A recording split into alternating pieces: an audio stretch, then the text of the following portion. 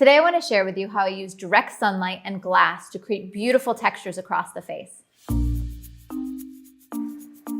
Lindsay Adler here, and one of the things I love to do is go outside and shoot in natural sunlight.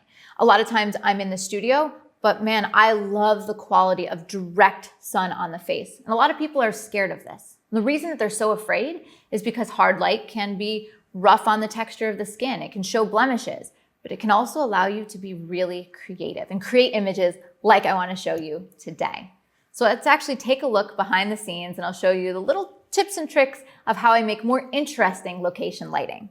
So behind the scenes here, what you see is I am actually photographing a subject out on location with nothing but direct sunlight behind her. And I have her basically up against a wall. And I chose that wall because the warmth of her skin and her hair matches the color of the paint on the wall. You'll see the beautiful texture across her face. What that is I actually went to an outlet store and I found something called hurricane glass. So this hurricane glass is actually a big vase. And when the direct sunlight hits it, what it does is it casts shadows on the face. Now, if it were an overcast day, you wouldn't see any of those shadows at all. The key is the direct sunlight, because all of that contrast and all of those hard edges, when that vase is close to the subject, it creates those beautiful textures and patterns. So what we did is we moved the vase around. I raised it up, I moved it to the side, I held it in front. Sometimes I held it halfway in front of the camera itself to create a beautiful creative blur. But in the end, this was the angle that I went for. It looks beautiful in black and white, it looks beautiful in color. But here's the secret. People are so afraid of what the skin looks like. But if the person has good skin and you've done good hair and makeup, it actually can look just beautiful straight out of camera. Now, let me just tell you about the gear that I'm using before we jump into the post-processing. I'm shooting with the Canon EOS R, and the reason I chose to is I'm shooting at an f2.0, super wide open, with my 85mm lens. And because I'm so wide open, I love that the EOS R has face and eye tracking. So it's actually tracking the eye closest to camera and giving me perfectly crisp in-focus images, and I don't have to worry about nailing my focus. So I'm shooting wide open, blurs out that background a little bit, nice crisp on her eyes. And you'll see that I'm shooting at a very fast shutter speed because in direct sunlight at 2.0, I need to shoot at 1/5000th of a second.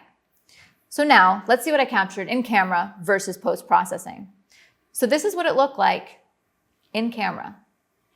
I mean, does her skin look bad to you? Does it look rough? No, it's because she has young, fresh skin and also because it's good makeup. Now, the only thing that I really changed in this image for the final result is I brightened it up a little bit. I increased the contrast and just added a little bit more light to her eyes. But this wasn't done in Photoshop. This was actually done in Capture One, just a little bit brighter in the eyes and overall in the face. So I decided for this image to do no retouching at all. Right now in the beauty industry, a very natural, authentic look to the skin is in high demand. And so I wanted to create some images that really reflected my knowledge of the trends. And this is what I came up with.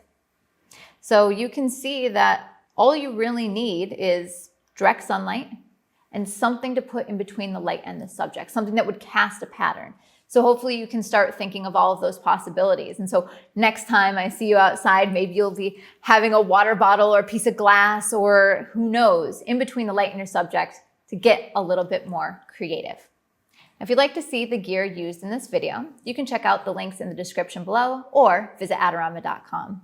And of course, if you want to see all my tips and tricks and of course more of these photo deconstructions, be sure to subscribe. See you next time.